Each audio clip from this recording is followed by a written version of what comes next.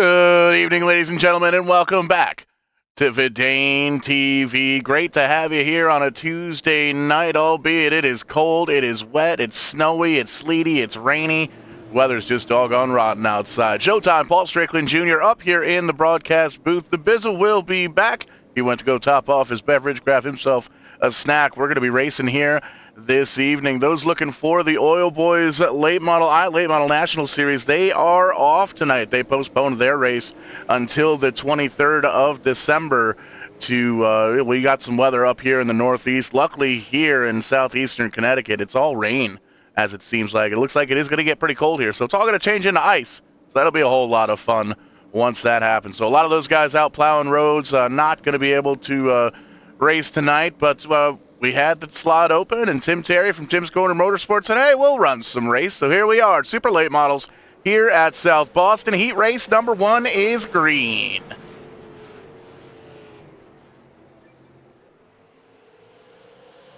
Ryan Messer gets the lead as starting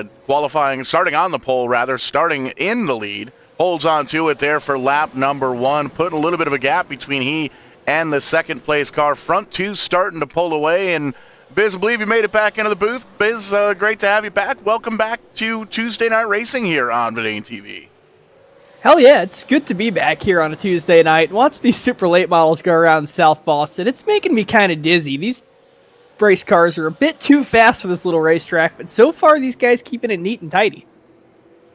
Putting on a heck of a show as always here in the Tim's Corner Motorsports TCM Selects, we're calling them this year. Race number 3. Not sure if we're doing points here tonight. It was just a late call to Tim Terry last night from myself. Said, hey, we got a little bit of time. We got a time window to do some live racing, so let's hop on in and see what we can come up with.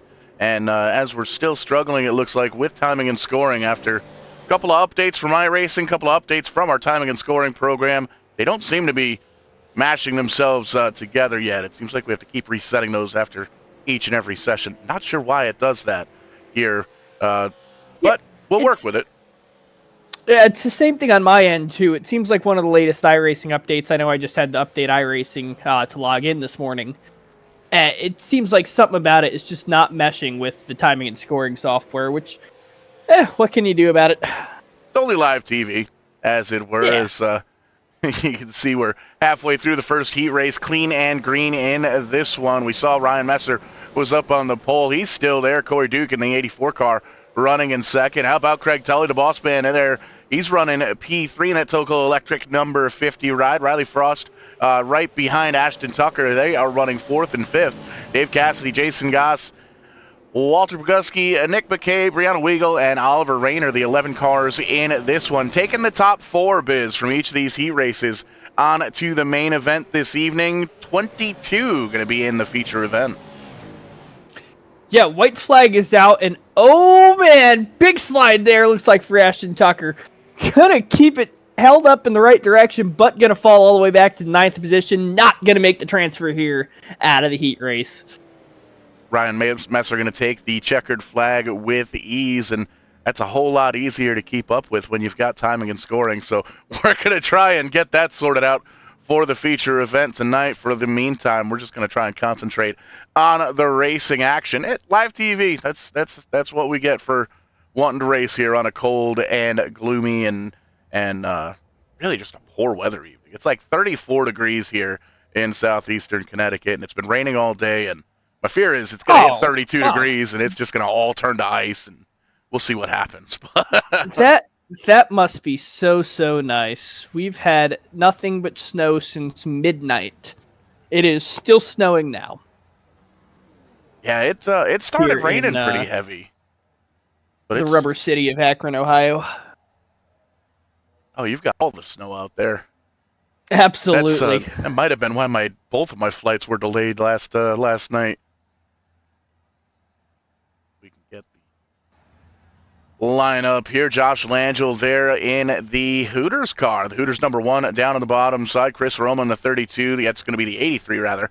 Up on the top side. Ryan Libby Gage Gilby going to be row number 2. Ben Pellet here in the 24 car going to roll off P5. Huston Ruff, Garrett Lane, Brett Byron, Justin Collison, and Luke Cormier going to round out the top 10. Joe Monahan going to round out the 11 cars. Duking it out for 4 more spots here in the main event. Looks like some new colors, potentially a new super late model paint scheme there for the 46 of Libby. Yeah, I forget that a lot of these guys are from up north, our neighbors and friends to the north, and a lot of them from French Canada. A lot of weird names to us Yankees down here. Well, they're not weird. They're just different. Yes. Kind of like TV guys. We're not weird. We're just a little bit different. They don't roll off the tongue like a Jones or a Smith does. No, they roll off the tongue all right, but they have a couple of extra syllables, which is fine.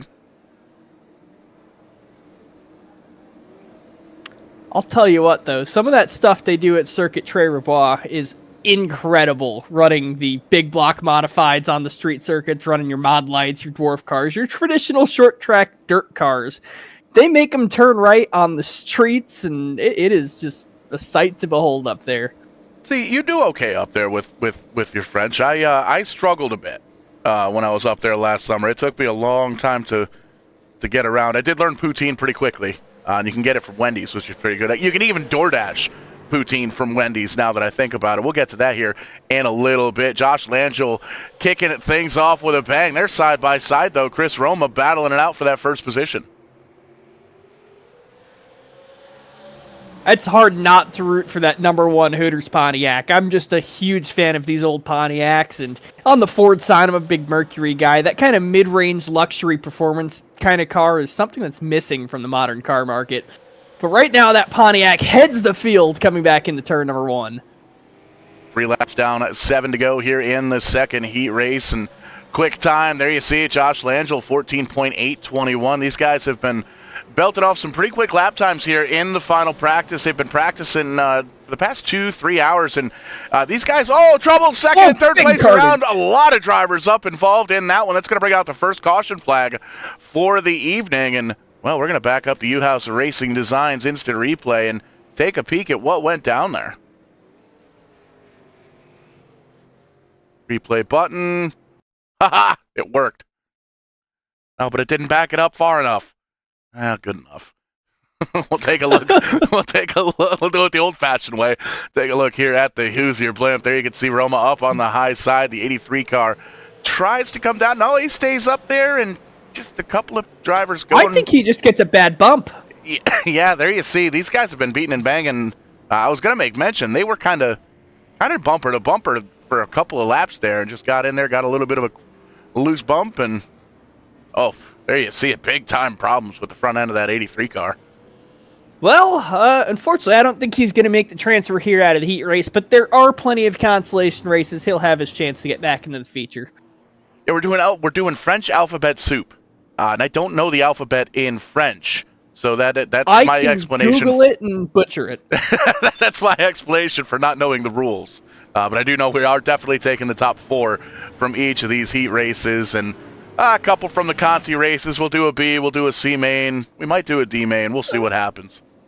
I did Google it, and it looks like it's just making fun of the English alphabet. A is A, B is B, C is C, D is D, E is F is F. But G starts with a Z. Don't ask me why. Anything but metric. Green flag once again, halfway down, halfway to go. Just kidding, 3/4 of the way down, 1/4 to go, as they are still side by side. The one car down on the bottom side, Langell holding on to it. I guess we can call him Legend. Still side by side. That lap, though, being led by Brett Barron in the 22. They touch side by side, door to door. Still side by side, running down the back straightaway. Yeah, these guys putting on an absolutely fantastic show here. Josh Langell has not let go of that bottom side, and that's the key here at South Boston. You can't give up that yellow line. 22 of Brett Byron, though, going to get the run down the back straightaway. Going to be side by side once again in the 3 and 4. They touch off the quarter.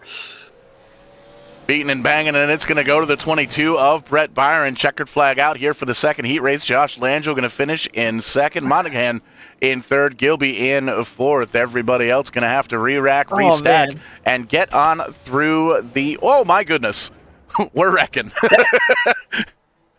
That's why I'm Larry McBizzle, America's worst crew chief, because I'm saying you can't get rid of that yellow line. You got to stick it on the bottom. You can't give it up. And unfortunately, Ed lost him the race right there.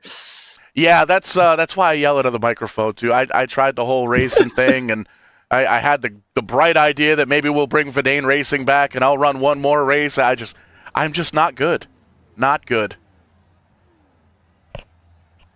We'll line up another heat race. Noel Fougier going to roll off P1 on this one. Looks like he's going to choose the bottom side. Campbell Delaney in the 9 car going to be up top. How about Dan Woldridge in the second row? Dylan Black there with him. Ricky Miller, the 17 car, going to roll off P5. Nick Axworthy, Troy Burke, Corey Rayner, Ethan Hicken, Hunter Tepstra, and Chris Walsh going to round out the 11 drivers in this one. Those names weren't that bad. We did pretty good that round.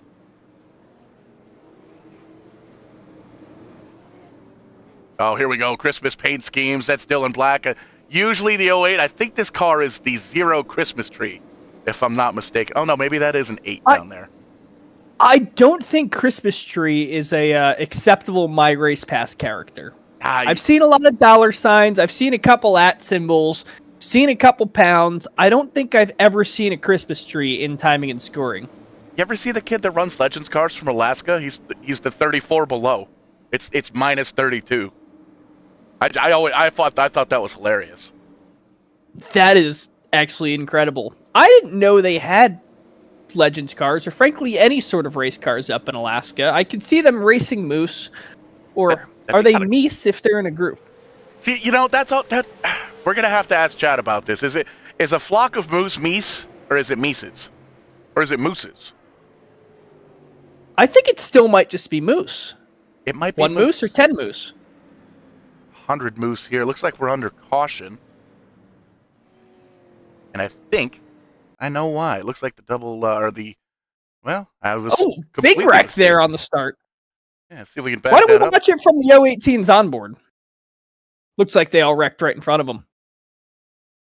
That's a good call. I can almost do that with one button. There you see, you could get a great shot of the entire field. Good call from Bizzler over there in the other production tray. And there you see, it looks like somebody didn't go. Maybe they missed a gear getting on up to it as the field catching up with the pace car currently. Couple of bumpers flying around. Some fans going to be leaving with a little bit of sheet metal here. I'm sure you'll see those on Marketplace before the night's over.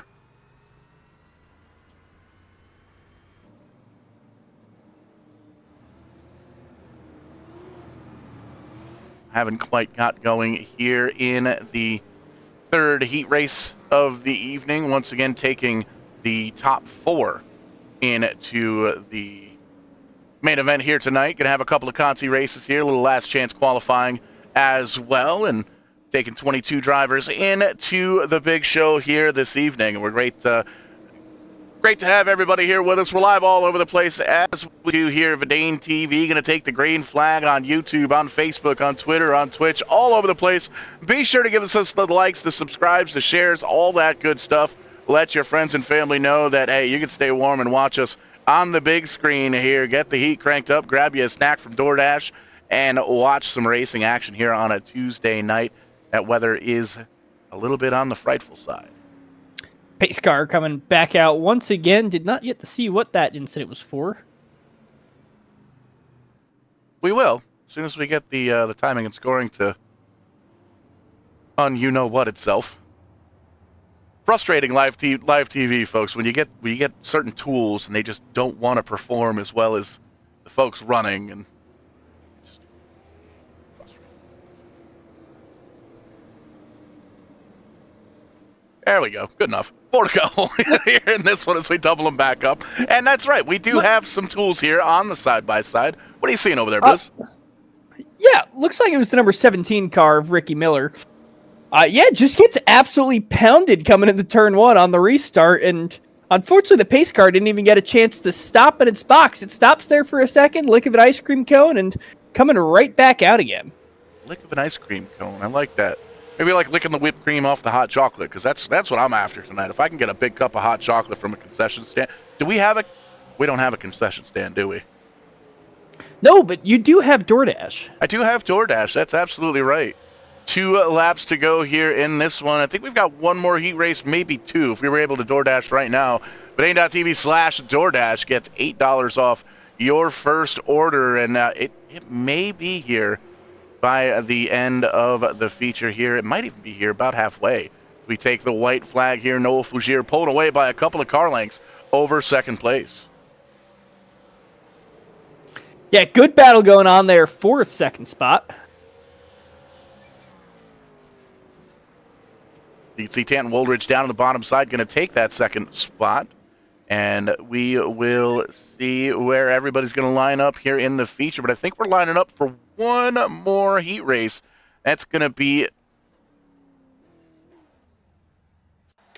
thrown out the window here in a couple of seconds if it doesn't react the way I want it to. Because timing and scoring is just being all sorts of swear words that I can't say on the air, because we're not quite past that primetime hour yet. So we're still fighting through some updates here at VidaneTV HQ, lining them up for the 4th and final heat race. What are you seeing out there, Biz? I am trying to set up my YouTube and listening to myself talk in my other ear, so I'm not seeing much anything out here right now.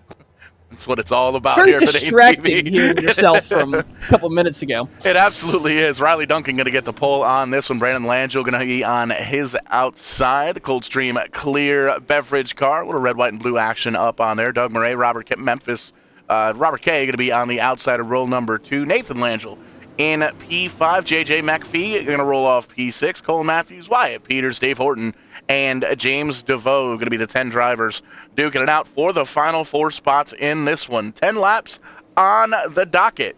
Everybody's lined up 2 by 2 behind the pace car. Lights are off. Getting ready to go green flag racing once again here at South Boston.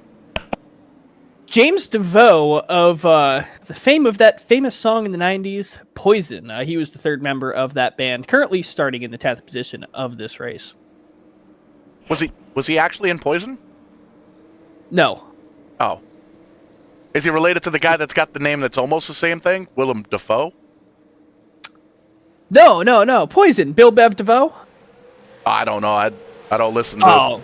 Well, I do listen to Poison. I was going to make a joke there, but I guess I can't. Green flag flying once again. Riley Duncan gets a run of off that first place. Great to see that 97 car back. It looks like he didn't even take a break. Riley Duncan in that 97 pulling away. They are duking it out, though, for 2nd, 3rd, 4th on back.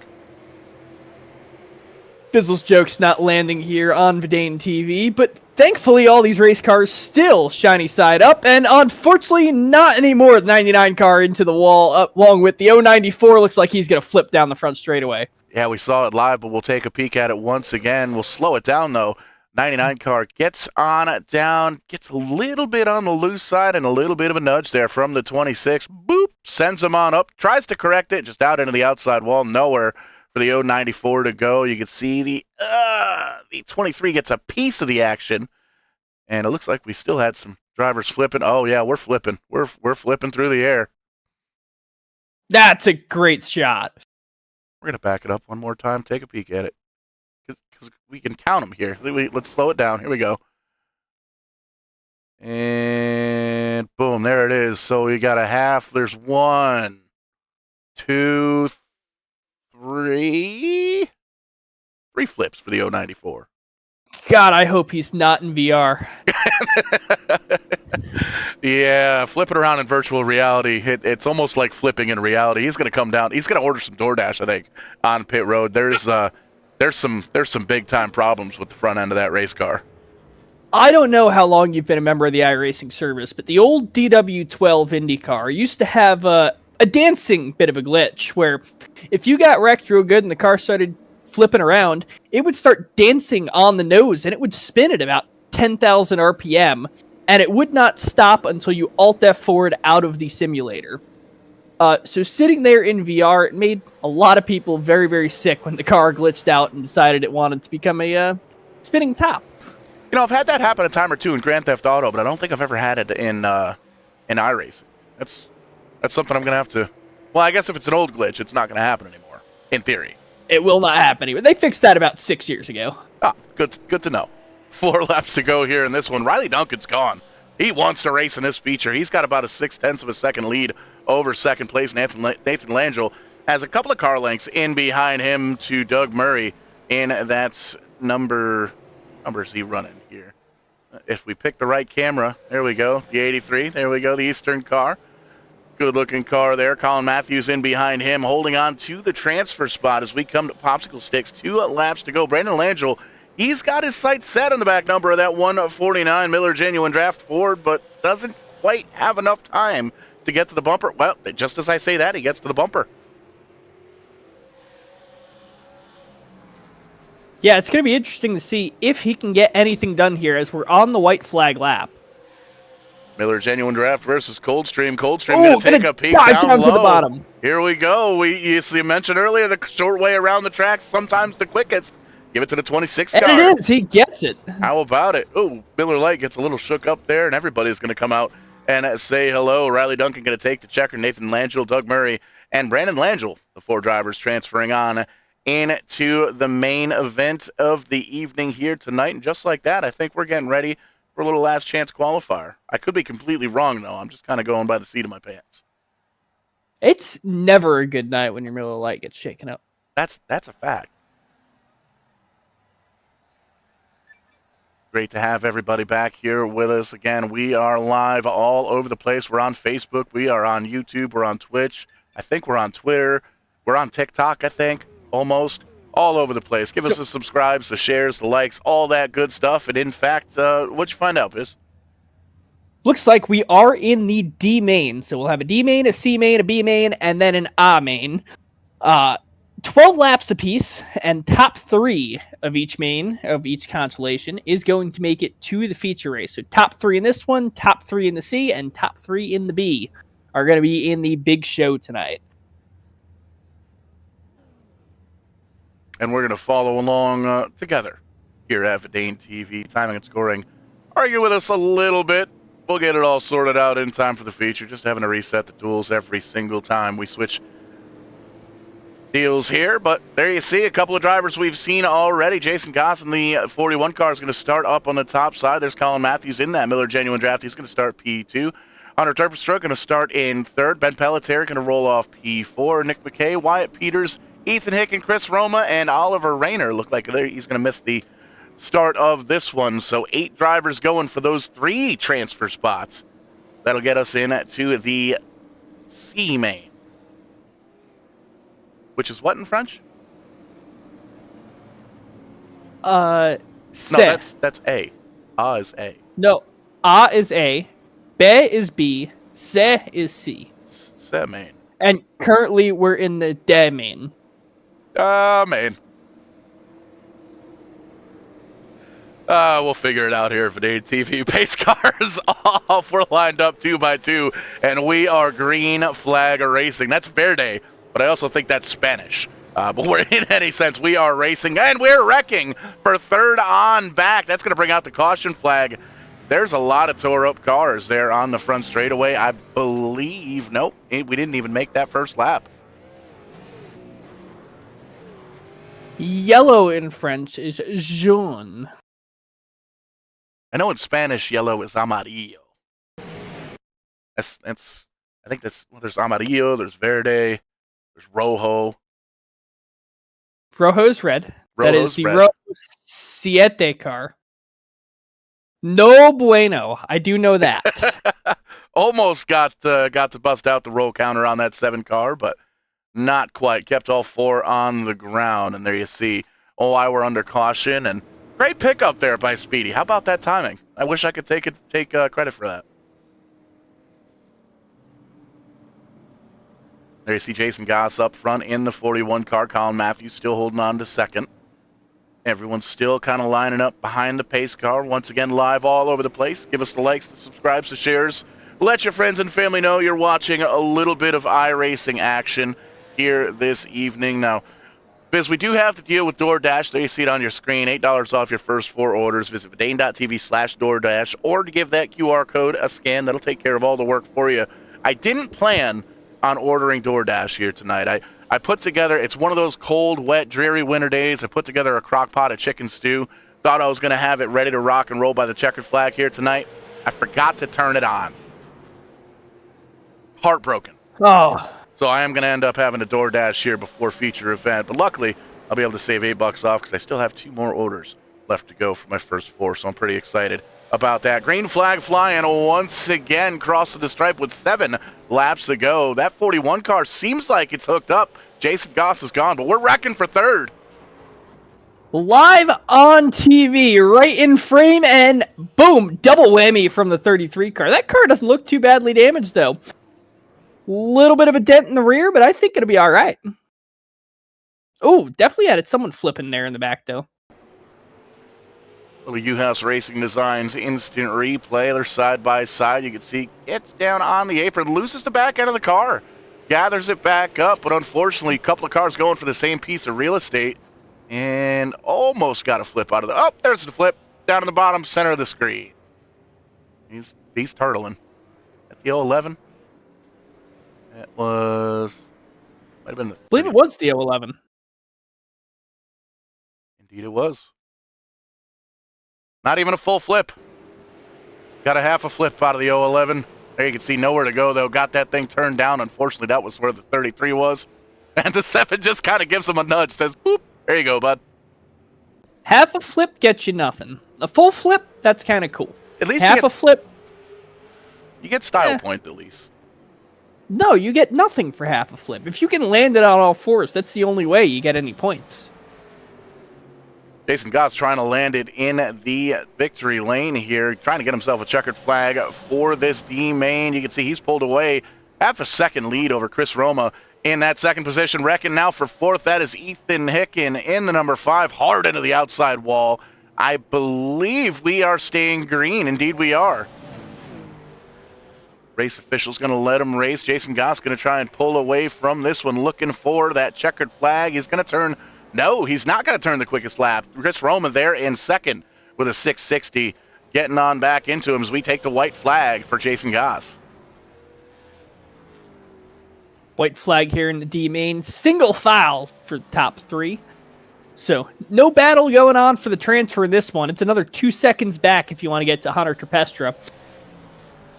Couple of more laps, I think we might have seen a little bit more of a fight from that 32, but he's going to transfer on in behind Goss and in front of Matthews, and that moves us. That moves those 3 drivers and the rest of us into the SA main. Not SA. Is it SA or is it Ka? Hang on, I lost the screen. I was googling how to spell yellow. Se main.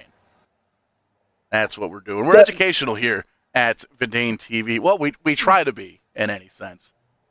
The phonetic spelling is SEH, so I'm going to call it Se. That sounds about right. Well, you've still got that email address for all the hate mail, right? Yes, I do. You can send all of your hate mail to bizzle@nationalracingnetwork.com. If you send me hate mail in French, it will be ignored. We only accept hate mail in English. We are discriminatory about our hate mail. But if you do send your hate mail in English about my French pronunciations, I will write you a support ticket number, and we'll work on that. Indeed. I'm not sure why my voice just cracked. I'm almost 40. But indeed. You're almost 12. Yeah, almost 12. Holy moly. Lining them up for the C main here. 12 laps on the docket. Once again, 3 of these drivers moving on to the B main.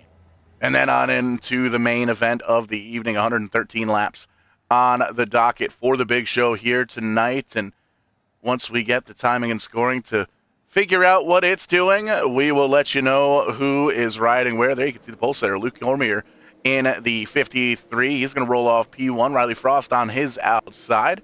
Dave Horton, Chris Walsh, going to roll off P2. Ryan Libby and Ashton Tucker there in row 3. Robert Campius and Troy Burke and Justin Collison.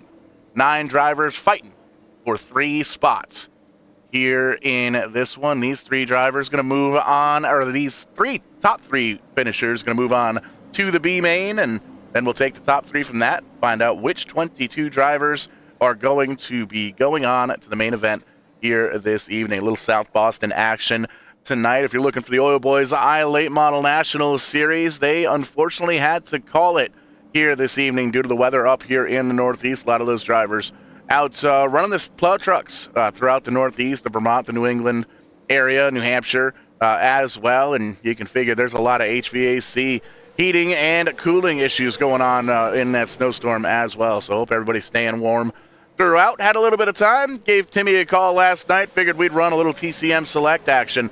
So we busted out the super late models, and we are here at South Boston. The next TCM race is also here at South Boston. That'll be a little smashed potatoes action, and that's coming up very, very soon on the menu. Riley First going to be in front. There you see a little bit of wreck in action, though. Ryan Libby involved. The 27 is involved, or 72 rather, involved as well. There's the 01 getting a piece of the action as well. Horton Burke, they might have to, they're going to have to get down pit road and get some repairs done on there. A couple of drivers, looks like the couple of incidences right at once. We're going to back that up one more time here from the blimp, because you can see these drivers were 3 wide getting into the corner. 99 was down underneath. The yellow kind of comes back up, and just drivers going for the same piece of real estate.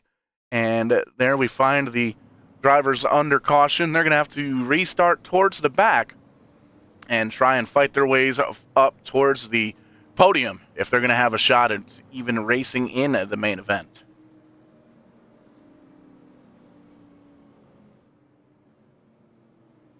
Lights still on. Oh, go ahead, Biss.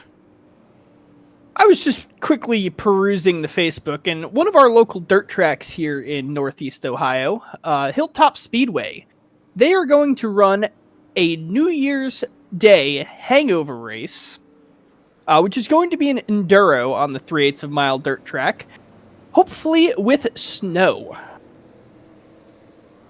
Interesting. Yeah, that might be one we've got to figure out how to cover. We if there's a will, there's a way here at VidaneTV. We try to entertain the masses, and that's kind of our goal here at this point. So we might have to make that happen. Green flag once again here tonight. B main on track. And F52 is quick. Riley Frost pulling away by a couple of car lengths. They're still side by side for a second. Luke Cormier, Chris Walsh side by side. 3 wide for third for a second. Ashton Tucker going to finish, I think, better of it. Going to tuck back into the tire tracks of that 53 for the time being. But these guys know they're running out of chances. Forgive me, it's the C-main. Oh, and around goes to 53. Loses the transfer spot, gonna have damage on that car and shuffled back to the 8th position. Gonna have a ways to go if he wants to make it to the main tonight. And the good news is, didn't look like it was a hard hit. Didn't really back into the fence too hard. We'll slow that down, and these drivers know it's time to go. You're running out of options. You got to get up into that top 3. You can see gets down, gets a little bit of a shove, gets up underneath the 018. Had to check up just a bit. Ashton Tucker going to get a piece of the action up in that 2 car as well. There you see the 53 able to grab a gear and get rolling once again. So could have been a whole lot worse, but could have been a whole lot better. Yeah, thankfully South Boston, not a track you're all that worried about aero at. Frankly, at South Boston, this track is so short, it's got enough banking. I wouldn't run any body work at all. Yeah, and this is another one of those Northeast tracks that I still haven't gotten myself to in real life. It's on the list, though, for sure. Green flag once again from Barney up in the flag stand. Chris Walsh, Riley Frost, side by side for the lead. Still 2x2 as they head down the backstretch. I am not sure I would consider South Boston Northeast. Where is South Boston? It's in Virginia, not far from the North Carolina border. Definitely not Northeast. I was thinking somewhere completely elsewhere. Still haven't been there. White flag out for Riley Frost in the 52. Down to the bottom side, wrecking in the back. We stay green as the 52, doing everything he can down in the bottom side. But Bizzle, we've seen that high side work. I'm not sure it's going to work here. Going to be a photo finish, though, and it's still going to go to the 52 of Riley Frost.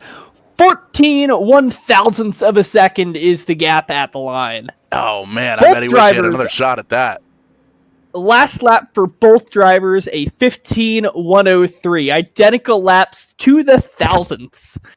just not enough to get it done for Chris Walsh. He's still going to make the transfer, though. And that goes to show you just how talented the drivers here at Tim's Motorsports, Tim's Corner Motorsports. Easy enough for me to say. We've only been working with Tim for 5 or 6 years now here in the iRacing world, probably even longer than that, as we got them lined up for the B main, getting ready for the main event of the evening here tonight. 113 laps on the docket once we get there, but we still have to find out which 3 of these final drivers are making the show.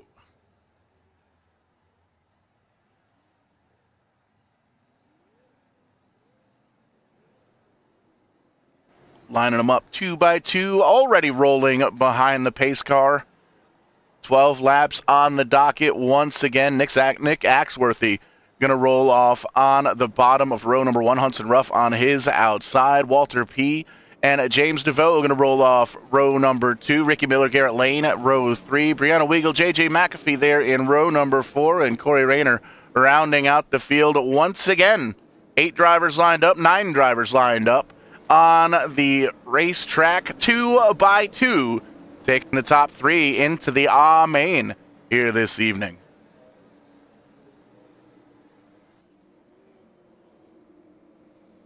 Drivers already getting antsy. These guys know it's their last shot to make it to the feature race tonight.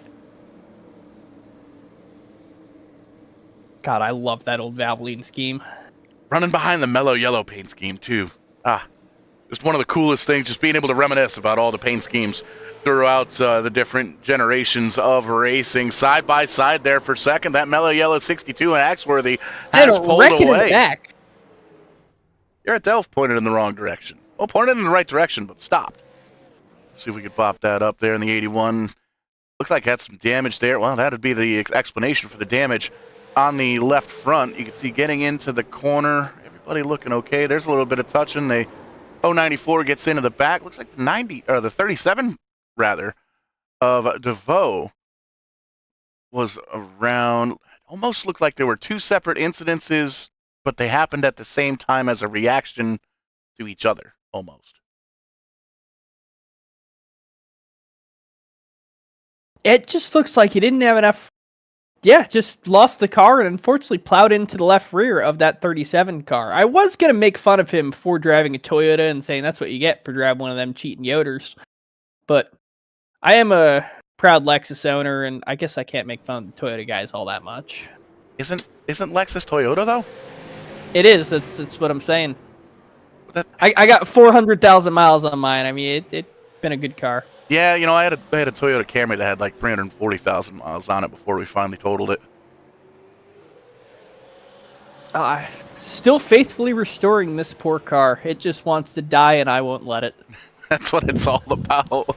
Nick Axworthy holding on to the lead, but for how long? The fastest car going to be that leader in the 62. Caution flag flies once again. Couple of drivers smoking back there towards the back of the pack, it looks like. My faithful Toyota, though, is probably the highest mileage car to ever go over 100 miles an hour at Nelson's Ledges.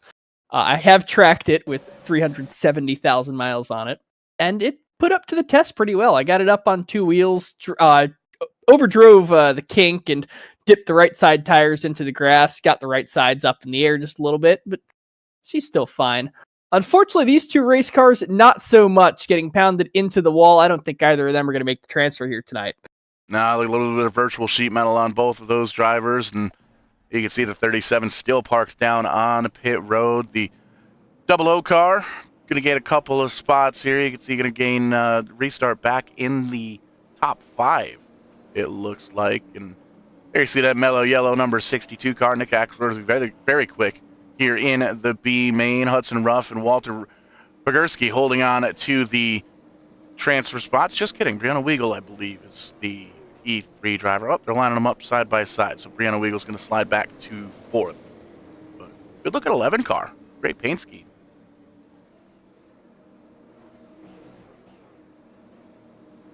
I do like that Valvoline scheme, too. 5 laps to go, 4 laps once we take the green flag here in the B main tonight. This is Gonna be interesting. There you see Barney in the flag stand letting them know it's time to go. They get it sorted out up in the front too, but they are side by side for that transfer spot. The 79 down on the bottom side. Weagle in the 11 trying to hold on in that middle groove. Yeah, only top 3 transferring. These guys dogfighting out here. Another car stopped there on the front stretch. 3 to go. We're going to keep it clean and green. J. McPhee pointed in the wrong direction on the back straightaway outside of the racing groove. Gathered the gear, kept on going. 2 laps to go.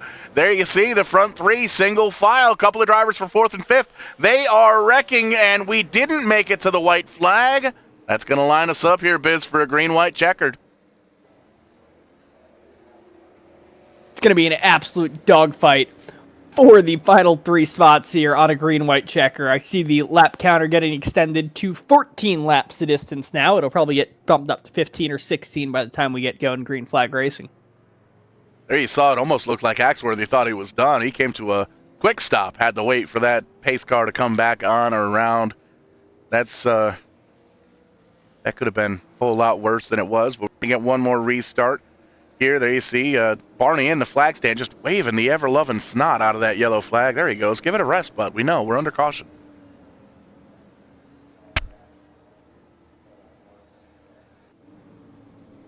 Quickie yellow here. Lights off on the iRacing pace car. The mellow yellow ride going to choose the bottom. Axworthy going to try and get that perfect restart like he got that last time by Ruff and Pekoski and Weagle.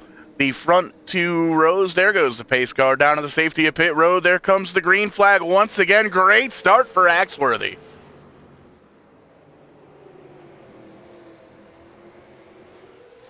Little bit of contact there for the front 2. A little bit of contact there for that transfer spot. They're still bumper to bumper, but they are up in the front 2. They are still side by side for that transfer spot. The 11 of Weagle going to take it down to the bottom side, tries to drift up and block the 79. 79 up on the outside wall. Leader is around. Weagle's going to go for the win. Down on the bottom side. Does she get it? Not quite.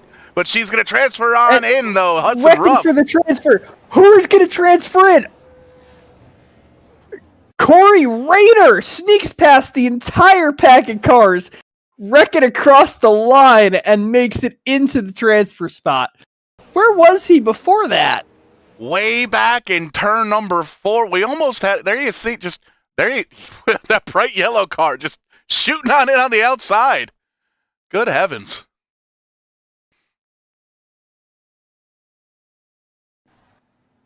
We'll give these drivers 60 seconds to figure out where they're pitted at on pit road, get their final drinks. We urge all the fans out there watching at home to do the very same. Grab you a cold beverage or a warm beverage. I got some coffee going here. I could go for some hot cocoa. It is cold. It is gnarly out there.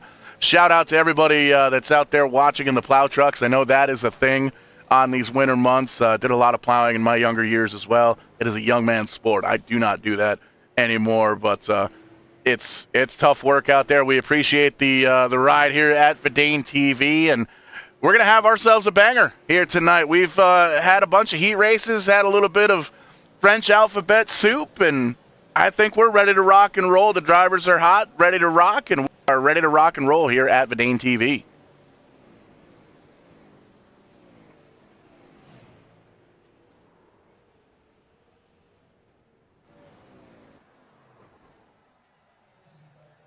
There you see checkered flag flies on the final practice for these drivers, essentially just to kind of figure out where they were parking down on pit road, and we're going to get everybody lined up 2 by 2, 22 drivers to be exact, qualifying into this one. Took the top 4 from each of the heat races, and then we took 3 from D main into the C main into the B main, and now here we are lining them up on the front rail of the racetrack. 25 cars starting them off, and the starting lineup looks a little bit something like this, but nailed it.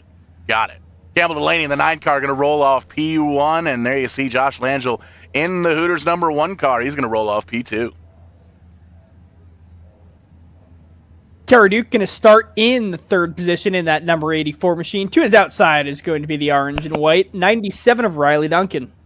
Great to see Duncan back in the field here at Tim's Corner Motorsports. Noel Fougere, the number 36, rounding out the top 5. Brett Byron in the 22, going to roll out to P6.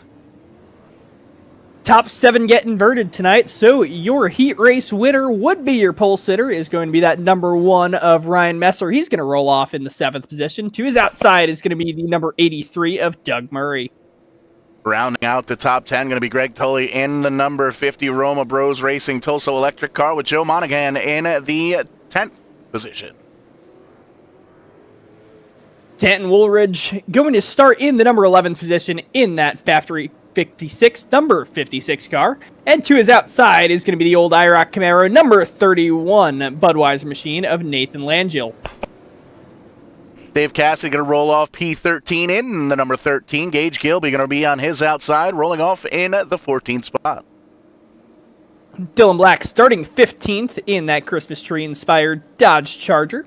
To his outside is going to be the red, white, and blue number 26 of Brandon Langill.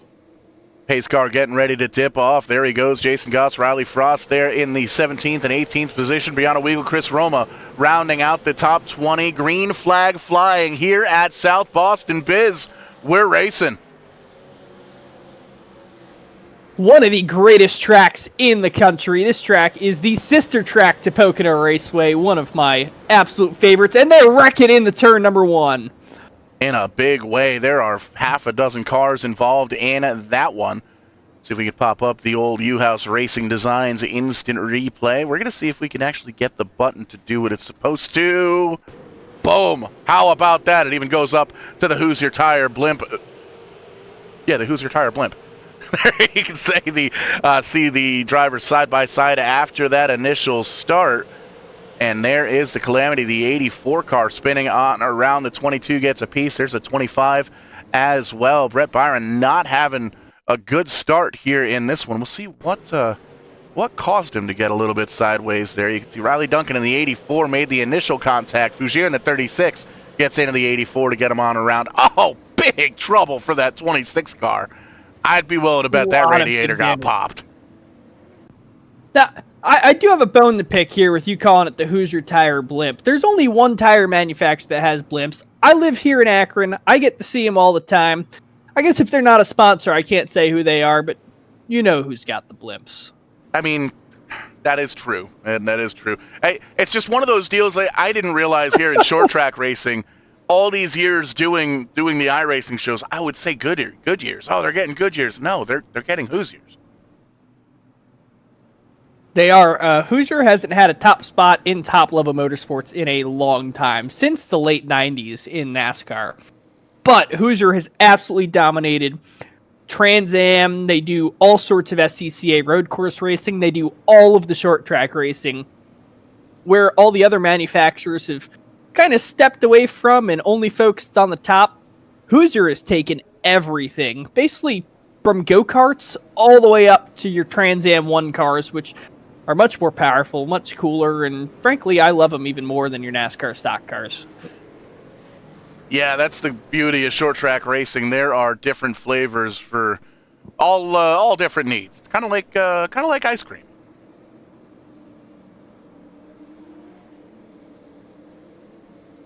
Goodyear's your vanilla. It's good, probably the best. It's my favorite. But Hoosier is your Neapolitan ice cream. It's got all the flavors everyone loves. That it does, even though sometimes those flavors get put in the wrong order. Green flag flying once again. Campbell Delaney's gone, and I'm noticing that these restarts are going to be very important. We'll see what that happens, what that does here for us in the later on going of this one. Look at this dogfight, though, for P2 on back. Ryan Messer wants it. There's a handful of number 1 cars out there that want it as well. We're going to get a quick time from Campbell Delaney. He's gone. He's still 0.2 of a second off the pace from earlier on. As the track changes, the cars change here as well, as does the caution flag. There's the 52 and the 6 having some words there. Yeah, 113 laps distance here. This race is time limited to 1 hour and 15 minutes. Even with a whole bunch of cautions, I think the laps are short enough in South Boston. We shouldn't have to worry about the time limits at all. Currently working lap number 9 out of 113 as we're going to watch the replay of the incident. There you can see you see the number 9 just getting loose and pounded in the rear from the 13. Yeah, unfortunately, nowhere to go when it happens that quick here at South Boston. I got a little help from the 31, it looks like. Little help. A little bit more help from the 25.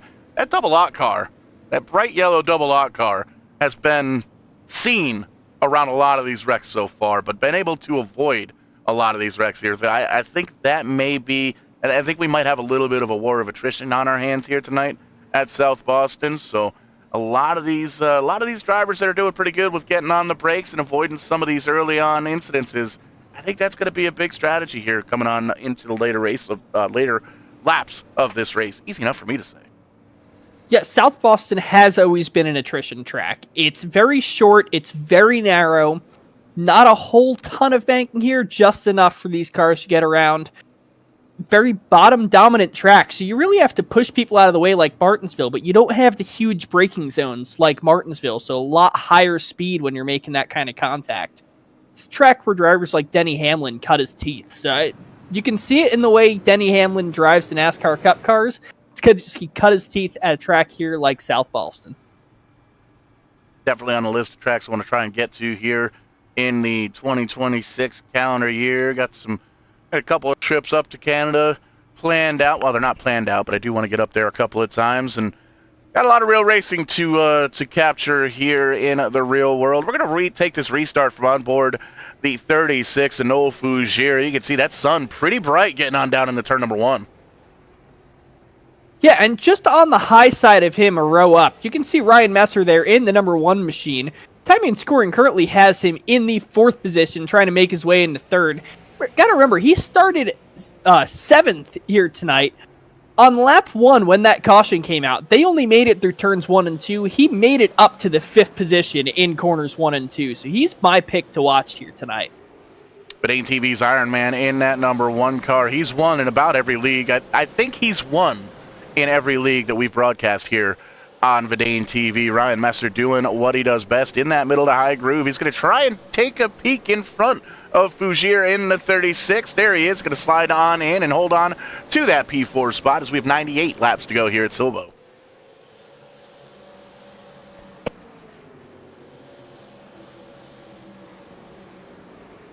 A pair of ones there in 3rd and 4th, trying to chase down Cam Delaney, Riley Duncan there in the 97 car, holding on to that P2 spot. He's trying to get up to the back bumper there of Camel Delaney. You can see it gets just about half car length, maybe a full car length, but then the 9 car is able to motor on off those 2 corners, 2 and 4, and you can see kind of gaps him a bit on those straightaways, but Duncan really getting into those corners well here in this fixed setup race.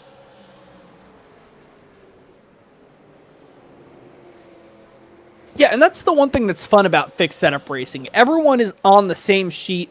You don't have to worry about who's from what setup shop, who spent the most time developing their own setup, who's got the most practice. It's who has the best feel for this car and who can go head-to-head with someone in identical machinery. Kind of what short track racing should be, what it was kind of designed to be from the start. You can see this battle for the first position is starting to grow just a little bit. Josh Langell in that one Hooters car trying to join the party, slowly closing in on the back bumper of the 97. He's got that other one car there of Ryan Messer trying to close in on his back bumper as well. I'm going to disagree with that point as to what short track racing should be and what it used to be. I think short track racing has always been where the backyard innovators can kind of try their own magic out, try their own ideas out. I was an engine builder for various shops that did, local drag racing, top-level NHRA drag racing, and local short track racing.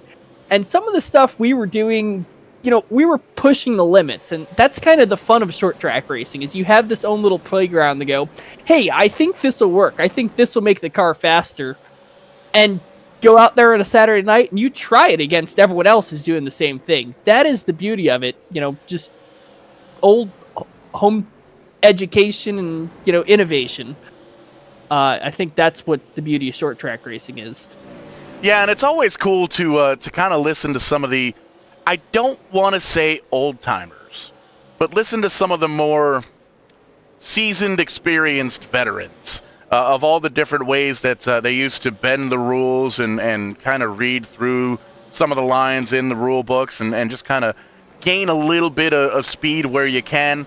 I remember one specific story up at Stafford Speedway. I won't mention any names because, well, it was always fun to listen about the funnels. What are the funnels? Well, the funnels just kind of, rather than making the air come into the intake, and I have no idea what I'm talking about, but when the air comes in, rather than making a 90-degree turn and abruptly getting kind of turned in and slowed down, it was just a nice little funnel. It funneled the air into the intake, into the motor, and produced more horsepower. It was only a couple horsepower, but it worked out pretty well. And I remember the first time I went down south for short track racing, they were talking about funnels down there too. So it was kind of neat to see where those came from. One of my favorite things I've seen, I was working at an engine shop in eastern Pennsylvania. Because there were some rule bending, I'm not going to say what engine shop or what team. All I'll say is it was a Ford team. It's back when NASCAR had to use factory casting heads. They were allowed to modify the heads a little bit, but they had to be a factory casting. So he was showing me all of the castings that they went up and took from Ford.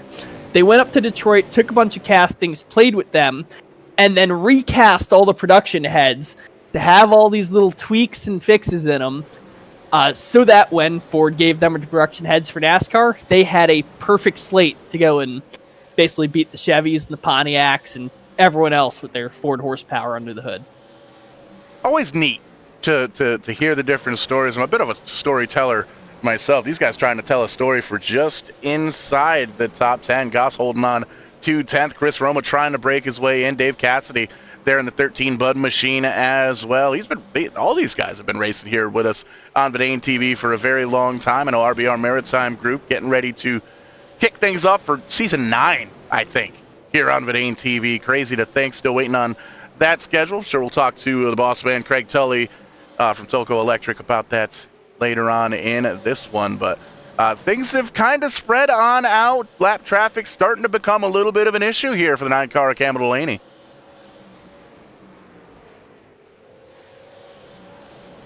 Yeah, lap traffic is going to be an issue here. Working lap number 35 so far, 36 now.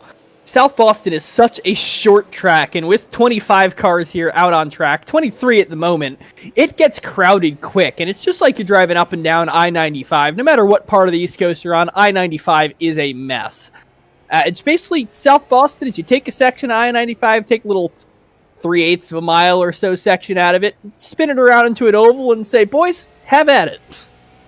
That's what we're doing here tonight. That is the most accurate thing I think I've read, and I am dreading that. I'm very excited to go down to Raleigh, North Carolina here in a couple of weeks to visit some family, but I'm dreading the drive. As you can see, the 26 car going to get ready to lose a lap, going to try and stay on that lead lap and battle it out. We're riding on board on the top right with our leader, and we're kind of taking a look at the rest of the field there from second, third on back there on the bottom right of your screen. Long green flag run here at South Boston, and it's being led by that 9-car, Cam Delaney. Most laps led so far this evening by that 9-car, Biz.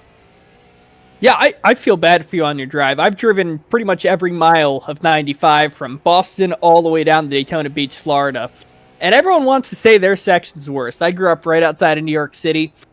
I think they all suck. I think Virginia might hold the cake as being the worst section of 95, but it all sucks.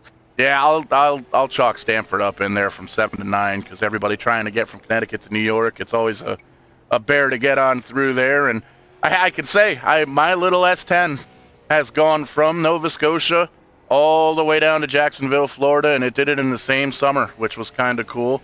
Actually, I think it was into the fall last year that I was up in Canada and came back down, drove it all the way down to Jacksonville for the Hogue wedding. That was a whole lot of fun, and it's just kind of cool to be able to travel the 95 corridor. Lots of racetracks up throughout there, and a lot of VidaneTV followers as well. Always cool to go out to all the different racetracks, and folks come up to us and say, hey, we watch you all the time, and it's cool to see as we're kind of bridging that gap from real racing to sim racing. Yeah, and it's fun watching a lot of these rear-world drivers or rear-world media personalities or whoever else has a presence in the rear world of motorsports come run some of these leagues we have on VidaneTV in the off-season. Big contact there live on camera. riding on board with the leader, Cameron Delaney, trying to pick his way through the traffic here. Had a little bit of contact that time by, was able to gather it back up, but that's going to knock you out of your concentration, and that's going to open the door for the rest of the drivers to come on through, but they are, in fact, still working through that same lap traffic. Josh Langell in second, Riley Duncan third, Ryan Messer still fourth, and Noel Fougier still holding on to P5, still staying clean and green here on lap number 67. 6-7. Yeah, usually when you have a bobble like that or contact like that, especially when you're leading the race and it's been flawless so far, it gets your adrenaline absolutely pumping, your heart starts pumping, you start freaking out just a little bit, and mistakes follow. One mistake, little tiny mistake, turns into a bigger one, all of a sudden you're not leading the race anymore, and you just start dropping like a rock. So currently it seems like Cameron Delaney is keeping a cool head on his shoulders, still retaining the lead, and driving a clean race. It seems like he's got that mistake behind him now. This right here is an absolute treat for the third position. Ryan Messer down on the bottom side. Riley Duncan, easy enough for me to say. He's drifting up, but he's still trying to hold on to that middle groove. You see Ryan Messer trying to use the Stafford way around this joint. He's trying to get that car to de-wedge down on that flatter part of the racetrack, and just not quite able to get around the 97, but he gets right up to that back bumper. We ride on board with the one car down up on the top left of the screen. Voice is still cracking. Are you going to turn 13 soon? I might. I don't know if it's the extra smoke in the lungs or if there's not enough smoke in the lungs. I don't know why that keeps... I'm going to chalk it up to the cold air. I think that's the issue. Yep, cold, dry air here in the American North. Whether you're in the Midwest or the Northeast, it sucks when it's cold outside. That it does. You can see that it looks like they're trying to get side by side for the lead. Ryan Messer going to try and shoot up on the high side. Going to give the other one car, or the 97 car, a little bit of a bump there. Let him know that he is there, and he is all over that back bumper, and they are side by side and for the lead as well. So a pair of ones up in the top four, trying to move themselves into the odd positions in the top four.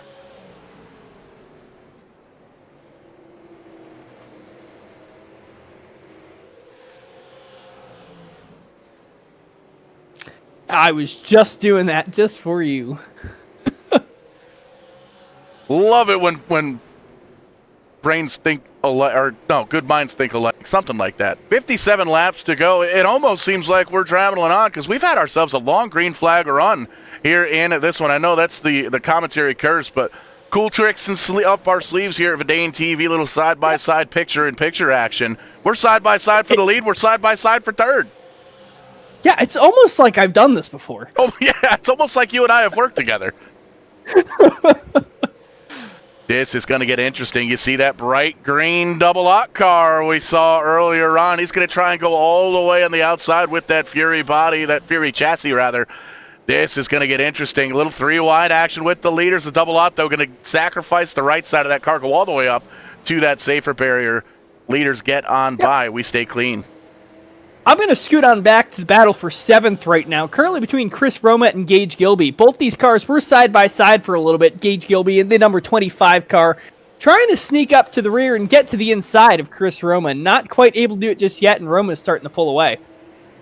And that's one of the beauties here, having two producers here at VidaneTV. We can focus in on the lead battle that's still side by side, and it's now four drivers. Little fatal four-way action for the top spot with 52 laps to go. We can follow along with the rest of the field there on the bottom right of your screen. It's almost like watching NFL Red Zone, but with iRacing here at VidaneTV, just trying to entertain the masses like we do here. And these guys are still side by side for the lead with 50 laps to go. Yeah, we'll ride on board with Ryan Messer in the bottom right of your screen there, so you can have the best seat in the house to watching this four-way battle for the top spot. You know, you and I have joked before we came on the air, we each need to get 4 or 5 more monitors. We almost need 6 or 7 more monitors here to keep up with all the action. These guys know that these cars are going to change the longer we get into this green flag run. The fuel, it's going to burn up. It's going to lighten the back of these virtual race cars up. The tires are going to burn up. The track's going to pick up heat. That sun's going to be setting as well. As you can see, as they come off 4, really kind of peaks in to that driver's cockpit. 49-48 laps to go when we get to the stripe. Yeah, one great thing about the production setup here at the Akron headquarters of VidaneTV and National Race Network is when I watch the NASCAR races, I can throw the onboard of one driver in one screen, timing and scoring another, and the television broadcast in a third. And I think we need to do something like that on VidaneTV, be able to give the fans at home everything they could possibly want to see. Information overload to watch some of these great battles going on. And that's what it's all about. I still can't get over this battle for the top spot. It's still being held by Cameron Delaney. No, he's going to slide on back to that one car, the one Hooters ride, inching forward. The pair of ones down on the bottom side. Are they working together with these super late models? Does drafting matter too much? Not so much. But shoving on into the corners and down the straightaways, that's got to help out just a little bit. Love that rear bumper shot of the number 1 car of Ryan Messer. MC Hammer Incorporated. Can't touch this. No one can touch this except for the 3 drivers in front of him. That's going to be Campbell Delaney in first, Josh Langell in second, and Riley Duncan in third. Those are the 3 that can touch this. Oh! And all 3 drivers, big contact, side by side, sliding around. Oh, baby, they saved it. We are still green. Synchronized spinning halfway. They saved it.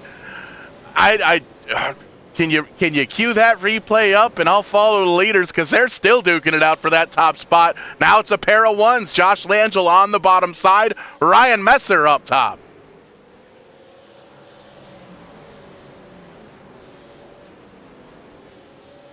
There you can see down on the bottom right, that's the pass of the Miller Genuine draft car, and that's where the wreck was, Biz. Or the almost wreck. Yeah, trying to get you a good slow-mo shot of it. We'll watch that one happen in slow motion in your bottom right screen. Meanwhile, type left your screen, Ryan Messer's checked out just a little bit. 0.3, 0.4 of a second over Josh Langell. He's got a mirror full of Noah Fougere now, the 36 car, up into the top 3. Cameron Delaney going to slide back to now 5th as Craig Tully's on his inside. Synchronized drifting here in the turns number 1 and 2. Absolutely incredible that none of these drivers wrecked their race cars during this one. Cameron Delaney still in the back of his head, it seems like. Didn't get the caution to gather his thoughts back up. His bolt screen's now green flag. Up in the lead is that 1 car, Ryan Messer, and former leader is the 9 car, Cameron Delaney, back in 5th. And he's got a mirror full of Riley Duncan in that 97 car. He's trying to gain that position back. Yeah, why don't we sit you on board with Ryan Messer in the bottom right of your screen and watch him carve his way through some of this lap traffic.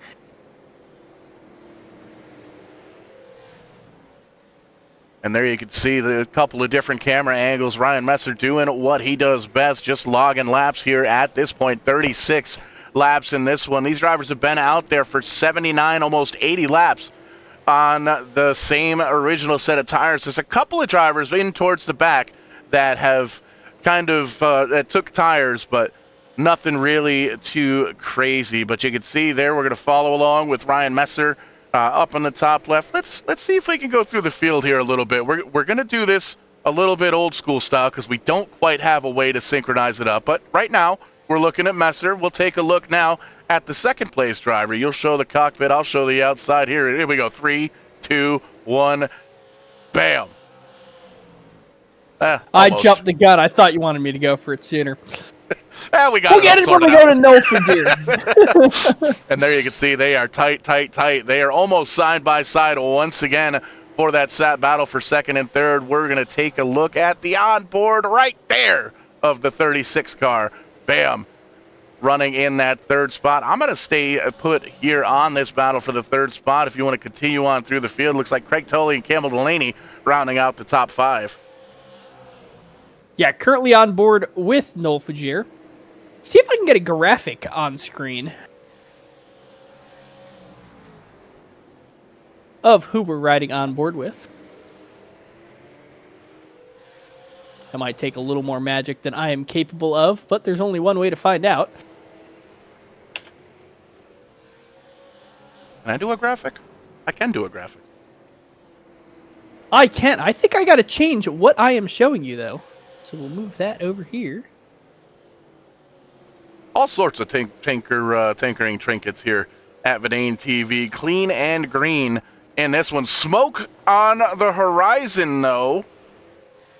And it looks like we are still green with 28 laps to go. You can see there's some lap traffic up in front. There's the graphic for the second production monitor here. 28 laps to go, and this one's still chasing Ryan Messer as he is picking up and putting down these lap cars. Looks like 16 drivers on the lead lap. There you see the 018 car, Chris Walsh, the next one in danger of losing a lap to our leader, Ryan Messer. So we can do a little magic here. Now you've got a graphic at the bottom, shows the throttle and brake pedal of the driver, what gear they're in. So Craig Tully actually shifting gears here in the corner. Little tachometer there at the bottom and a speedometer at the bottom right of your graphic. Hard way around for Ryan Messer, gets the lap put on the 018 car. This is different. We usually see these drivers racing side by side, but it's usually on the same lap, and it's usually in the top 5, uncharacteristic for the 56 at Tanton Woldridge, getting ready to go down a lap from Ryan Messer. Biz, I don't know if you followed along last season, but those guys duked it out in an absolute war for the RBR Maritime Championship. Ended up going to Ryan Messer in the tiebreaker race, but holy cow, did those guys put on a show for us here at VidaneTV. Yeah, watching Ryan Messer, I find it incredible that he is shifting gears here at this racetrack. Shifting is not something that's very common, or didn't used to be very common at a lot of the short tracks. I'm seeing it more and more to the point where some of our local microsprint tracks here in Northeast Ohio, Western Pennsylvania, and even Eastern Pennsylvania have outlawed shifting. You have to start in a gear, and if they hear you shift, if they can pick out your car, if you're leading that race and they hear you shifting, that is a disqualification on the night. So shifting is kind of something new here we've seen. NASCAR brought it in when they brought sequential transmission, but some of these guys with the Jericho transmissions, you don't need the clutch to shift those either. So yellow flag is out here on the speedway. Indeed, it is going to bust out the U-House Racing Designs instant replay. And you can see from the blimp here on the bottom left, top left of your screen, the 11 of Weagle, the 25 get into each other just a little bit. Everything looks okay. Dylan Black in the Christmas time 0 car gets on the bottom. There's a little bit of 3 wide. We're going to speed that up just a little bit because I think I backed it up just a little bit too far. There's the contact, and 31-41 just going for the same piece of real estate. 46, Libby gets by. Cassidy gets a piece of the action. There's that double lock car. Woo-wee! Got it stopped just in time before he T-boned the 31. Oh! Grabbed the gear, got going. Hey, you wanted to say hi to some fans over here in the corner. Oh, yeah, you get to watch on board for the pit stop of Ryan Messer. A bunch of cars going to pass him in the pit lane. Looks like he's going to take all 4 fresh Hoosier tires on that number 1 machine. So going to lose a couple spots. Let's see if it pays off for him. Currently working lap 95 of 113. So 20-ish laps left to go in this race. Yeah, Ryan Messer with fresh tires is a danger to everybody else's chances here, no matter where he restarts. Yeah, he's going to drop down to the 6th position, but he's got the freshest set of 4 new Hoosier tires on that machine. On the initial start, he picked up 2 spots on the outside in turns 1 and 2. Let's see how many more he can pick up on this restart. We're going to stay on board with him. Basically, until it stops being entertaining, because I feel like this is going to be a great onboard to watch for this restart. Indeed, it is. There, we've got a way to kind of get timing and scoring up there. We think that's legible. We're still tinkering here at VidaneTV. Didn't expect to run in that 2 full-bore producers here tonight, so we're having ourselves a show. Didn't expect the racing. Knew it was going to be good, but it's been great all night long. Lights off on the pace car. It looks legible. I've got it on a miniature kind of corner of my screen, and I can see it just fine. These drivers trying to see the lead here. Roma did not take tires. 98 laps on that set of tires. He's doing everything he can to try and hold on. Oh, he's going to get a little bit of a shot. He's going to get shuffled on back. We'll probably see him outside of the top 10. He's just dropping back further and further. Gets a shove and a nudge from Tully up into the outside barrier. Ryan Messer drives through it, makes his way up to the second spot. You saw it live at the bottom of your screen. Oh, Libby is upside down. That chrome car is not scratch-proof anymore. He's going to call for the tow. We're still wrecking here on the front straightaway. There's Riley Duncan getting a piece. No Fougere in the 36. Goss in the 41. There's Roma in the 83 car. Just everybody's stuck. There's the pace car trying to get on by. Here come the leaders. There's that double lock car. My goodness. Oh, yeah, these guys absolutely making a mess of this racing circuit. See if we can figure out what in the world happened as we take a look at the U-House Racing Designs instant replay. And it was up in the top 5 where that started. It looks like Tully into the back of Roma. We saw that live, and there is just drivers trying to avoid the wreck, getting a piece of it as well. And man, some of these guys almost looked like they got caught up. There's the 46 car getting popped on around. It's almost like these guys were in go-karts and they got the body panels connected onto each other. Yeah, I remember when I was racing some short track dirt oval karts, and getting the bodywork locked onto each other was never fun. It was always embarrassing to have to jump out of your cart, pull it off, and gotta apologize to the guy that you just absolutely pile drived in turn 1 under yellow because you frankly weren't paying attention. So there you see that onboard you made mention. Ryan Messer drove all the way through that to the lead, and it looks like he's actually going to be scored as the leader with fresh tires. And he's you mentioned he came down, he took 4 tires on that one car. Handful of drivers took 2 tires. And Brandon Langell going to be the only driver, it looks like, that is still out there on the original set running in this one. But man, this has been crazy. The lights are off, and we're going to re-rack, restack, get it going once again with 10 laps to go. Yeah, 10 to go. We're still going to ride on board Ryan Messer. It looks like he is going to be starting second from the inside. Looks like Craig Tully is taking the high line.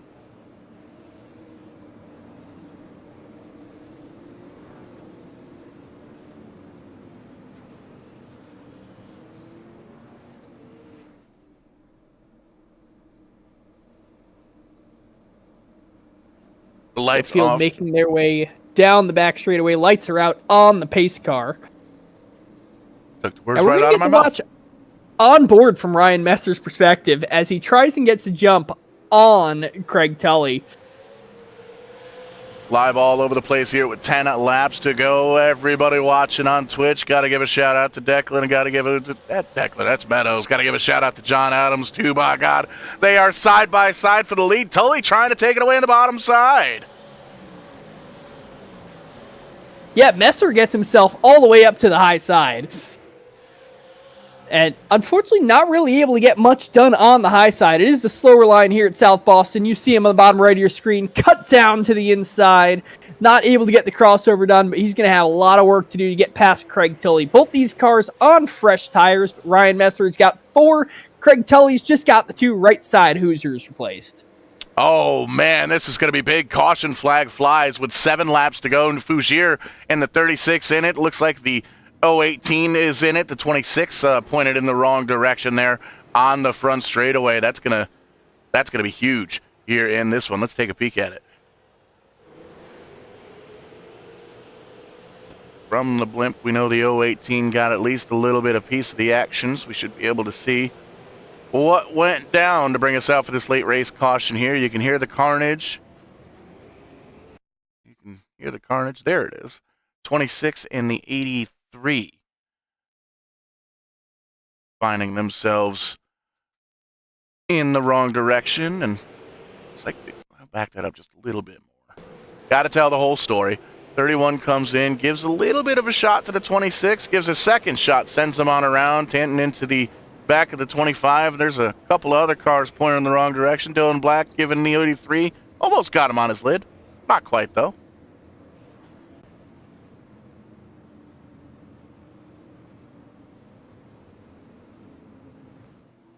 Couple of drivers getting some more sheet metal damage here in this one. Look at the timing and scoring. There's 7 drivers now on the lead laps. Looks like we had a couple of drivers come down pit road under that last caution flag.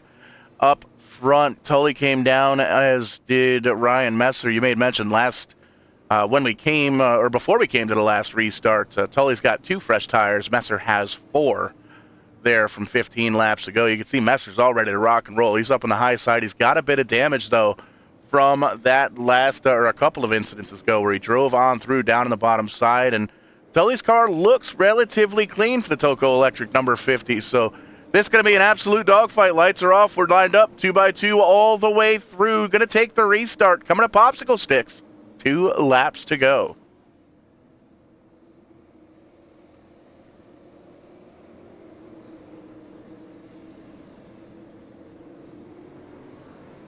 Pace car down and away. There goes Tully. He's going to hammer on down. You got to wonder if that damage is affecting the driving or the handling of the number 1 car. Messer going to try and tuck into that second spot. It looks like Tully going to be able to drive away from this one, Biz. Yeah, Tully getting a great drive off the corner there. But Ryan Messer not giving up just yet. Barney waving the white flag. Going to be single file here in the turn number 1. Can Ryan Messer get close enough to make the bump and run in the turns 3 and 4? Is he going to go for the dive? They're wrecking. Big contact for Messer and the number 50. Messer upside down and around. Looks like the number 50 of Craig Tully is going to make his way to the checkered flag. Yeah, we heard that caution flag, or we didn't see the caution flag wave because we took that white flag, but we heard the carnage when we took the white flag on the front straightaway. Tully was able to drive on through that and take that checkered flag. Ryan Messer going to finish in second. Campbell Delaney going to finish in third. We're going to talk to those drivers here momentarily, but man, oh man, that was interesting. See if we can slide this back on over, pull up the timing and scoring. There we go. Timing and scoring goes right over both screens. Perfecto. There you see it. Craig Tully coming home with the dub. Ryan Messer finishing in second. Kevin Delaney finishing in third. Dylan Black in the 08 car having a solid run. He's going to finish in fourth with Noah Fougere rounding out the top 5. Josh Langell, Riley Duncan, Tanton Woldridge up to 8th after having a rough go of the start in this one. Brandon Langell and JJ McPhee going to round out the top 10. Hey, Paul. Hey, Tim. 97 car hit the incident cap when the 3 car decided to be a complete donkey and drive backwards on the field. So we are giving the 97 third place. So your top 3 are 35, 1, and 97. 35, 1, and 97. You heard it from Tim's mouth himself. And we're going to kick it on down to Victory Lane. I believe you're down there with him, Biz. We're at a decent pace. Yeah, Craig Tully, what an absolute barn burner tonight. Took 2 tires on that last pit stop. It seems to have gotten the job done. You were able to hold off Ryan Messer. And frankly, just drive through the carnage that was that white flag lap. How'd you do it? Yeah, I don't know. Honestly, I haven't jumped on this thing for a while, so this is kind of a blur. I think this is my first TCM race, so I knew Ryan was the guy to beat. He's been really good in our RBR series that we usually do, and I know he's always stout in this thing, and Tant was in the back somehow, so I knew I had a decent chance at a decent finish, but not a win. This is awesome. Yeah, Ryan drove a fantastic race tonight. Dominated the field, started 7th, made his way up to 5th on the first 2 corners of the track. Frankly, he was the guy to beat. Your name wasn't in our mouths for a lot of the night. And then after that final pit stop, or pretty much the only pit stop of the night, you took 2 tires. It got you to the head of the field and you ran away from him. You held on just long enough that we're talking to you here in Victory Lane.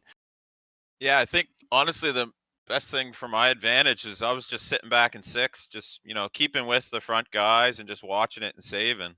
I mean, this thing will I mean, any track will chew up the tires pretty good. So I just kind of tried to ease. Wasn't too worried about them getting away from me because I had a good gap behind me. So I think that was my advantage.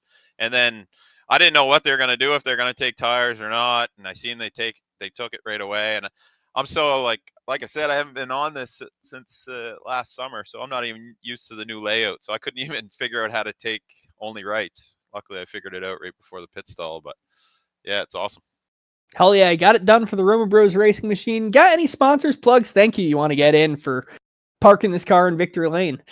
Got to thank Tulco Electric, the big hood decal.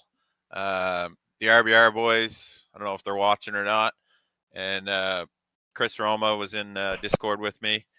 Chuck said he got kind of hung up there. He got kind of pit strategied out. But yeah, and Tim for putting these on, and Paul and Vidane for you guys doing the broadcast. I always enjoy watching. I'm definitely going to watch this one. Just cracked a beer and definitely going to rewatch it. Cheers.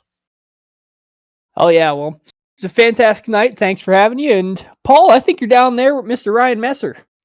Indeed, I am. Led a bunch of races in that one car. You could see there's a little slow-mo action from after the checkered. Some sheet metal damage on the front of that car. Solid run tonight, Ryan. You finished second. How'd you do it? Well, stay out of the carnage for one thing. We didn't really stay out of it after the checkered there, but yeah, just tried to keep the tires on it, which it was a very tight setup overall. So it was just try to manage the right front the best we could. So ran around the 4th, 5th spot for most of the way, and then after a little racing incident, we were able to get up to second and then to the lead and led some laps toward the end there. Didn't really know what to do for a pit strategy, so I thought I'd be safe with going with 4 tires. There was a lot more cars that took 2 than I thought there would be, so I was a little bit nervous with about 10 or 12 to go on that restart. I didn't know if we'd get back up through, but with 4 tires, you can run whatever lane you want, top, bottom. They're both pretty good here, so I wasn't sure if we are gonna do it or not. And then the pile up on the backstretch happened and got some damage from that, and wouldn't turn very good after that. So able to hold on a second. Congrats to Craig. I don't know if he's got one of these big wins on here, so good to see him get one. Absolutely. And shifting gears, hopping in the super truck for the NEP series, ready to rock and roll for Vegas Thursday night? Oh yeah, we're ready to go. We've had a pretty good start to the season for the NEP, so hopefully we can keep it going. 100%. Ryan Messer going to finish second place here tonight. We'll kick it on further down pit road. Bizzle, I believe you've caught up with the 3rd place. That's going to be the 97 of Riley Duncan. Yeah, Riley Duncan, timing and scoring has you scored in 7th place, but post-race, Tim Terry came in here and said that you finished 3rd. They were going to give you a bunch of your spots back after the post-race disqualification from the iRacing stewards. Of course, the iRacing stewards don't always know what they're doing. You drove a fantastic race here tonight in that number 97 machine. Why don't you tell us about what happened tonight? Oh, it was it was really good there for a while, and then it got quite rough there at the end, but fun racing. I mean, frig, it was a lot of close calls. Yeah, a lot of close calls here tonight. I do see some damage on that racing machine of yours. Looks like you had 24 incidents on the night, so I think you had the most incidents out of any car on the field, and that's what that post-race disqualification was for. Frankly, that thing, I'm amazed it even drove straight at the end of it. Was your car driving all right, or were you just kind of hanging on for dear life towards the end? It was driving straight, but it was it definitely was a little tight in the corners after all the damage. But man, I mean, I have to watch it back, but I don't think I caused any wrecks. I just kept getting caught up in everything. Yeah, unfortunately, that's kind of the bad part about short track racing is you can get caught up in so many other people's issues, and fortunately, it didn't take you out of tonight's action. Ended up coming home 3rd tonight. Why don't you give us all your sponsors' plugs? Thank you. So you want to get in tonight? Sure. BRNZ Performance, PFD Motorsports, for making paints, and Easy Clean, and then that's everyone. Oh yeah, with a great paint scheme you got on the car tonight, and happy to have you here. That was a great race put on by not just you, but every driver here in the field tonight. That was a ton of fun to watch. Well, I'm glad it was a good show.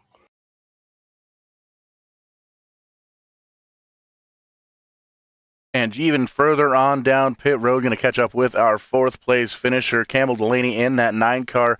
Started up towards the front after the invert at the beginning of the race, led a bunch of laps. What did you see through the windshield of the 9 car tonight? Yeah, it started pole, which was nice for once in one of these. Normally I get caught up in the back end of the redraw, so being on pole was pretty cool.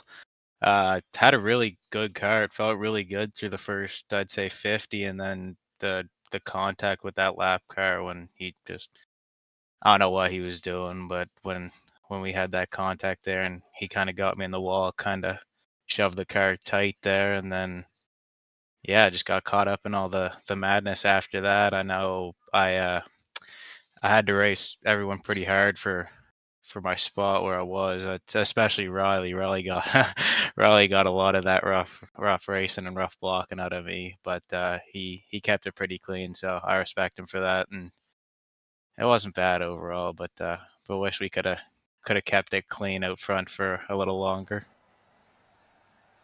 But a solid run here tonight. I saw a lot of virtual sheet metal damage on that 9 car, but able to finish up in the top 5. Solid run here tonight. Who else is out there watching? Any sponsors, friends, family? Yeah, I'd say Dad, because he's who got me all the iRacing stuff to begin with and all of that, and got it all set up for me.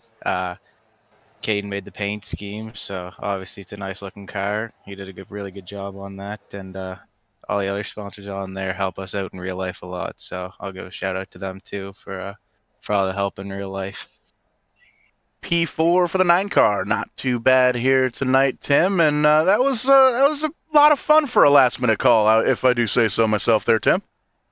Yeah, me and Sal and Collison, who by the way missed his heat race by about 4 minutes and probably should have made the feature tonight, but apparently he had other things to do on the call. But yeah, we said around lap 50 or 60 that the battle was phenomenal. The green flag run was phenomenal as well compared to what we had at Five Flags and then our first race of the season. So these guys. Just getting the winter rust off, as Tully said, and just trying to get used to driving with each other again worked really well. So congratulations to Craig. It's the first time in a long time we've seen him in victory lane. So excited to see him park it there, and Ryan and Riley. Good to see Riley Duncan back, and Campbell and the rest of the field. So looking forward to the next one. And our next one, Paul, is Smashed Potatoes on the 17th at 8 p.m. Atlantic, 7 p.m. Eastern, I believe. Indeed, it is. That's going to be a whole lot of fun. Going to be producing that one from the road. I'll be down in North Carolina somewhere where hopefully it's just a little bit warmer than it is up here in the Northeast. I know it's even colder up where you guys are. It is still early yet here on the East Coast. Be sure to shoot on over to Vidane.tv/DoorDash. Get $8 off your first 4 orders. Let them know that VidaneTV sent you. We will catch you on the flip side. And when we do, we are going to be doing it live.